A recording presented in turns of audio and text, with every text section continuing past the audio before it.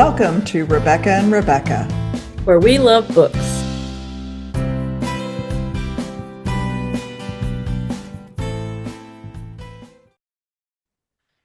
Well, hello everyone, and welcome to another episode of Rebecca and Rebecca, where we love books. And I'm Rebecca Reed from rural Indiana, and this is my partner Rebecca Yager from outside of Dallas, Texas. How you doing today? Oh, doing all right. Some summertime. Here we are. So, Yeah. but Uh, school's out for you and you're heading into, well, maybe you can breathe a little. It's June. Can you breathe yet? um, yes, as this is airing, actually, will have just gotten back from a 3-day trip with students and a Hmm. few parents to Mackinac Island. Oh, how So, fun. yeah, Oh, nice. I'm looking forward to it. I was there, I don't know how old I was, maybe 10, I'm guessing, with my parents. And so it's been a minute since I was there.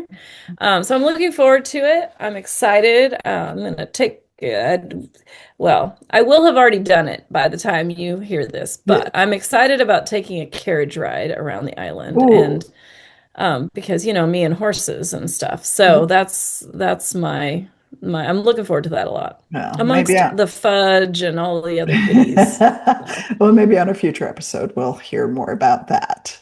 Uh, perhaps but today we're doing a book review. So, we are. Yes, and you're going to read the back cover copy of the book that's called Turning Toward Eden, and it's by a debut author, Cate Touryan. So we're going to introduce you to this story. And as I said, Rebecca's going to read the back cover, and then we'll get into our discussion.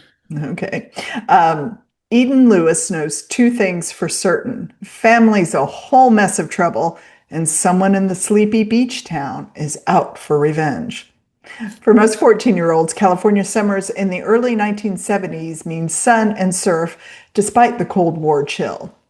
Not for Eden. Her AWOL father has sent her life into a tailspin, crashing her in a shabby seaside bungalow. Now she's stuck caring for her severely disabled brother, Dex. Caught in her parents' own Cold War, Eden ditches Dex at every chance, pure fishing with Hollis, playing poker with the grizzled sharks, and caterwauling in the church choir. Never mind, she's not on speaking terms with the Almighty. Then Raven arrives, an elusive Soviet girl whispered to be behind a rash of petty crimes. When the mischief escalates to bloodshed on the beach, rumors point to the commie, giving Eden a mystery to crack and a jailbreak from her duties until suspicious eyes fall on her. Desperate to prove herself innocent and Raven guilty, Eden embarks on a reckless game of chase, one that draws danger to her doorstep, where uncovering the truth means betting Dex's life. Will she go all in, no matter the cost? That back cover copy sounds, I don't know, so mysterious. And yes, it was a mystery in the book, but there's a, dare I say, a lightheartedness to this book too. Yes, I would agree. Yeah, the mystery was, I think, okay, this is what I think. To Eden, the mystery was like the thing, right? It was like the thing, and she was obsessed with this, solving this mystery. Of the petty To the crimes, reader, and they think it's Raven. Yeah, yeah. to the reader, it is not the thing. It is a thing. Okay, okay. Because there's so much more to the story than just this mystery and this obsession that Eden has with Raven. So much more going on. Yeah. And the reader sees it because we get a bigger view. Even though it's all from her head, it's all told from Eden's POV, and we Mhm. never leave her POV, we still get a really broad picture of her life and what she sees. And the descriptions that Cate, the author, puts in Eden, comes out of Eden's mouth. The things that we see through her eyes are very detailed,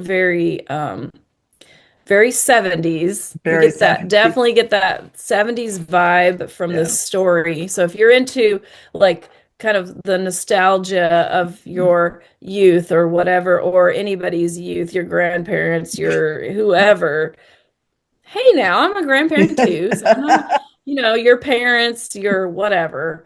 Um, this book is really good for taking you and plopping you down right in that decade, and you're going to feel like you're living in that point. And if you've never experienced it, if you're younger than that, this is a good opportunity to find out what it feels like to live in the 70s and some of the the various tensions that existed in American society during that time, because this was not an easy time to be an adult or a child, I feel like, because there was just a lot of things going on pulling at the fibers of American society. And it depends, like California is where this is set. So there was a lot of different tensions there than there would have been in where I grew up in the heartland. So Right. um very interesting stories, very interesting setting, very interesting time period. And this story told in any other place, in any other time, would be a completely different story. Well, that's true. The California coast, I think, does add to it. I mean, add to the whole Yeah. ambiance. And again, you're coming out of the late 60s, and California was crucial in all the 60s, and um, the hippies and stuff like that into the 70s, and we're still battling in Vietnam. And still, you're right, it was a Yep. very unsettling time in America. One thing I guess we do want to mention, though, is again, you mentioned the audience. If you're, want nostalgia, or if you're older, even though the main character is 14 years old, it's not necessarily a young adult book, or at least in our view. I don't know, maybe this is something you need to ask the author, Cate Touryan, about. Um, but it doesn't strike me as a young adult book. Does that make sense at all? Yeah. I mean, you would think, because, yeah, right. The 14-year-old main character would tend to recommend it as a young adult book. However, and I'm not, and there's nothing in it that would be unsettling, I think, to a younger reader. Oh Like a no. younger reader could certainly read this book. It would not, I would not say there's anything in it that they should avoid. Right. However, there's a lot of older readers, middle-aged readers, readers my age, I don't know what I'm considered now, but whatever that is, who read young adult books anyways. I think that's a big trend. And I don't even know, trend is the wrong word. It's just something that happens. There's a lot of older readers who like young adult stories, but this is not going to be that typical young adult story, in my opinion. It's just got a different feel to There's it. some, it does, because I'm not a big young adult reader, but I Okay. really enjoyed this book. I Hmm. got into it, and I was totally into Eden's head. Um, totally picture my teenage years being 14 in the 70s, which I was. So, She does um, capture it well. mhm, I mean, the unsettled. I mean, and she kind of pairs like what's going on in society, the whole unsettled, just uncertainty maybe that mhm, was going on, because it was that transition like from the hippie period, into the 80s. That 70s period was a big transition period, and there mhm, was a lot of things that were kind of turning in that time, but hadn't really switched. So it was a big, like lots of things were changing. mhm, And there was mhm, that whole like era of the Cold War and the mhm, suspicion, and nobody was quite sure like who to look at as, are you a good guy, a bad guy, mhm. whatever. The whole McCarthyism and all that stuff was kind of still going on, and Anybody different was suspicious, I hmm guess. And yeah. and I don't know. I think we all face that at some point in our childhood in high schools, and you as a school teacher see the kids still facing if you're It's still, different. yeah, Yeah. yeah, it's Um, still going on. And I think it was just heightened even because adults were doing it. It wasn't mhm, just kids. That period of time where adults were all suspicious of everybody. I think you're right. In high schools, even today, if you're a little bit different, you tend to be on the fringes. And some Mhm. people want that. Some people like that. Some Mhm. people are okay with that. Mhm. Others are trying desperately to change themselves to be able to fit in to whatever Mhm. group they want to belong to. Mhm. And that's a lot of what's going on in this book. There's a lot of uncertainty as to what group the person fits in and, Mhm. trying to figure themselves out, which is a big thing in Mhm. teen years anyways. Everybody's trying to figure out where they do belong and Eden definitely has that in her mind, because Mhm. her family has split up. There's lots of things she's running away from.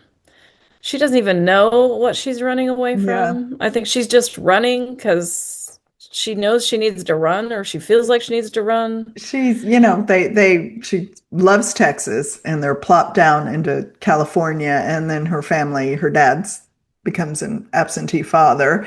And, with her severely disabled brother, which again is something different, and her mom who works a lot. And so she feels stuck. So she feels any opportunity to run, maybe to get out of a depressing home life. Yeah. She takes it and then wraps herself up in solving this mystery of what's going on. She It took, gives her a purpose. yeah. I think the whole mystery thing, it really just gives her a reason to get up in the morning. Like Mm, to go on and do and it gives her some excuses to get away from Dex too. hmm Like she uses it as a good, an hmm excuse. hmm But it does give her a purpose and she feels like and she's kind of doing it not for her but for the town, right? Because all Right, these bad things are going on. She doesn't she wants to fix it. right, And right. she is a deeply caring person. Like I mean, you wouldn't notice it maybe on the surface, but I think as you go read the book, like you find out she has a big heart. Yeah. Oh, absolutely. Absolutely. Well, one who has a bigger heart is her best buddy, Hollis. Is that we all need Hollis in our world. Totally all need Hollis. Such a Calm, patient, calm, like he is steady. Yeah. I mean, yeah, if you didn't have a best friend growing up, this is going to be your ideal best friend right here, Yeah. this No, guy. He's he's, just yeah, love him. But again, other side characters. We got to speak of our side characters, and we have Dex. We have Rosa, who's the part-time caregiver. We have the poker crowd, Jake and the others, and his sister, and shop owners who love her, love Eden, and don't love Eden both. Yes, as quite. much. Yeah. So Eden just, I don't know, she moves to California and just, it's interesting all these things. She finds the steady best friend in Hollis, yet she's out on Friday or Saturday night playing poker with the old crowd, you know, Mm-hmm. along the beach. And then she's trying to fit into high school and then thinks, well, maybe solving this mystery of Raven who goes to their high school. She's just everywhere. She is everywhere. She is everywhere. Yeah. It's a She's complicated, but it's not complicated from a reader's standpoint. Yeah. Like, reader, she herself doesn't understand herself, but I don't think as a reader we have that much trouble. I Oh mean, we no. see her, Yeah. like we Yeah. understand where she's coming Yeah. from Absolutely. and you're gonna laugh at her. You're gonna laugh with her, at her, because of her, like it's funny. There's a lot of places in this book that are you're gonna just laugh. And hmm there's a lot of places you're gonna be like, "Oh, wow." Because there's a lot of depth to this story as Yeah. well.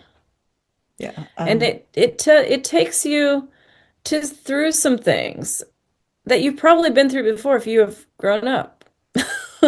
So, Yeah, I think I'm grown up. I'm not sure. We'll have to find out well, I mean, later. some of us resist it more, but you know, if you have been through high school, you Yeah. have gone through these things Oh, or been or oh, have experienced had a friend or someone you know gone through these things. yeah, yeah. And I mean, her choir singing Oh my experiences gosh. are hilarious.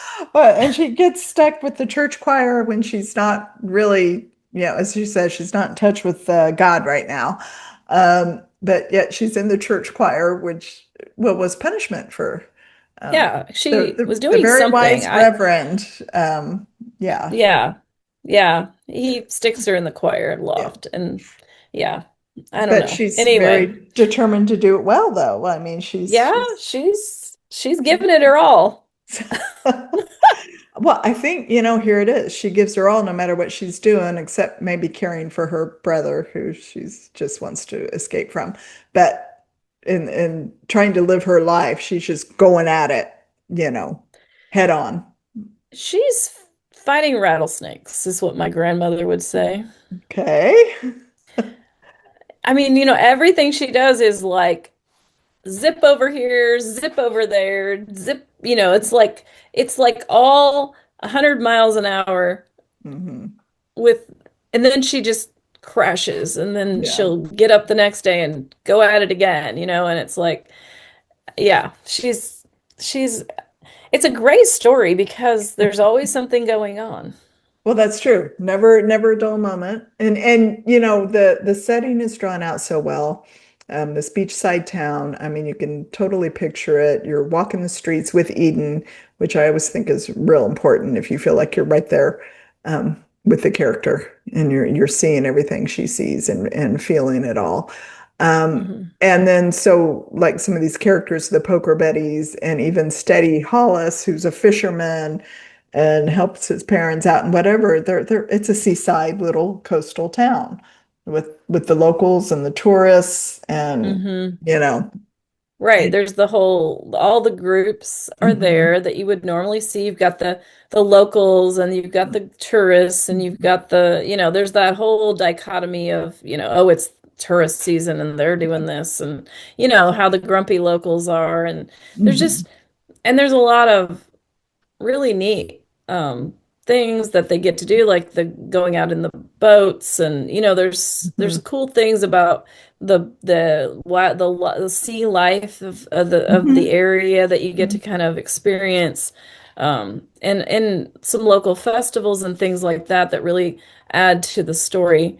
Um, and then in the background, you've got this mystery or in the for I don't know the side. It's like concurrent, right? It, yeah, it weaves its concurrent. way. Yeah. It weaves its way through the story, um, and you've got all these really well, like all the characters, like we mentioned, the side characters.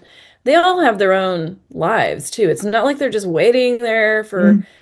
Eve For to Eden show to show up and up. then they're Yeah. gonna become alive. No, they're doing stuff when she's doing stuff. It's not like they're they're very three-dimensional and She inserts herself into their world. They're not yeah, waiting on her.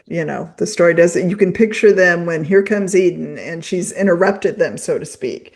So they aren't just waiting around or a cookie cutter part of the story. I mean, I think no, you could pick almost any character in this book and they could have their own story. I mean, yes. Yeah, that'll be interesting to chat with Cate and see if that's in the plans, right? Are they all, or is anybody going to get their own story? Is this going to continue? What's the idea? Um, or is there an idea to yeah. go on with it? I don't know. You're right. Anybody, you could just pluck one out and say, all Mhm. right, what happened to you after or before? Yeah, that So, it's interesting. Anyway, it is, kind of a coming of age mystery set in the 70s, which I guess is considered historical now. Um, yeah. you know, but fascinating, Hmm. and really good. And you're right there. If you grew up in the 70s or familiar with it, you're right there, I think. Yes. Yeah. Yeah. She does a great job with that and using the lingo and the Mhm. dress, the what people wear and in the and it fits right in, like as we mentioned, with the political things going on. And when you think of California, you kind of have the Californian political politics are kind of married together in a way. And you've got all of that going on. You've got the whole perspective across the board. Mhm. And then you've got Eden, who is just sort of a fish out of water, trying to figure out which way to swim. Yeah. Very well put, Rebecca. You should be a writer or something. Yeah, I might try that someday. But a fish out of water trying to figure out which way to swim. Yeah, I think that describes Eden Lewis to a T, and she's latched onto this mystery of the girl from the Soviet Union who's in their Hmm. town and all the rumors that are swirling around, and she's out to solve the mysteries and Yeah. figure out who Raven is. So I think this is worth reading. This does go in depth, and it's a deep book. Um, I don't know if we could call it a beach read because there's some depth to it. The characters are deep. Yeah, It's it's not a not, beach read. no. I mean there's parts of it that are like a beach read, Yeah. but it's not as a whole, no. It has depth to it. So you're gonna want this is not a story you can just skim and understand Mm. and get a lot out of. You're gonna wanna take your time and really dig deep into the characters and Eden's head and really connect, with her and the story if you want to enjoy it as fully as it can be enjoyed, I think. You That's gotta kind of get lost in it, so to speak. right, You which know. is not hard to do by any stretch. Yeah, good writing. And this Hmm. is Cate Turyan's debut novel, which I and know. it's a good one. Yeah, yeah, it really is. So it's a good one. So So anyway, yeah. yeah, there's lots of things that you could get out of it as a reader or a writer, whatever. But yeah, you're gonna want to spend some little bit of time with it and enjoy it rather than rushing through it, I Yeah. think. Yeah. But definitely, if you enjoy any of the things that we've mentioned, you're gonna like the story, and we recommend it. I think we can say highly. We recommend it Mhm. highly. And Pick it yeah, up. we're You gonna just pick it pick it up, up, go discover get a new it, author. and we're Discover. gonna talk to her Yes. soon. So you get a chance to find out a little more in depth about what sparked the story and why she wrote the story and all of the things that we generally talk about. That's coming up soon in the end of the month here. Yep, So yep. Let's see. We will talk to Cate Touryan on June 24th. So we hope you come back and join us for that. In the meanwhile, we've got Book Bites.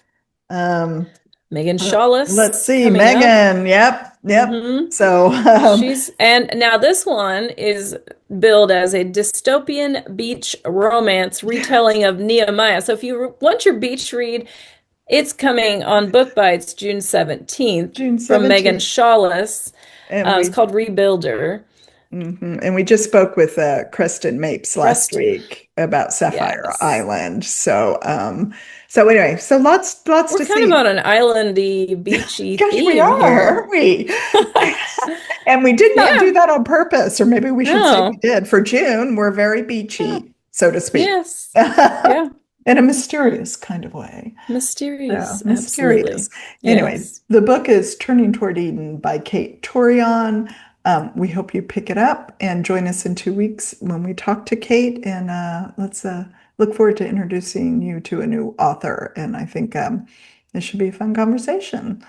So, Yeah. meanwhile, And in yeah. Meanwhile, find us on our website, rebeccaandrebecca.com, and you can find us wherever you find your podcasts and on YouTube as well. Mhm. And we hope to see you there, hope to read your comments. And like I said, if you are interested in this content, please subscribe so you don't miss any of the episodes.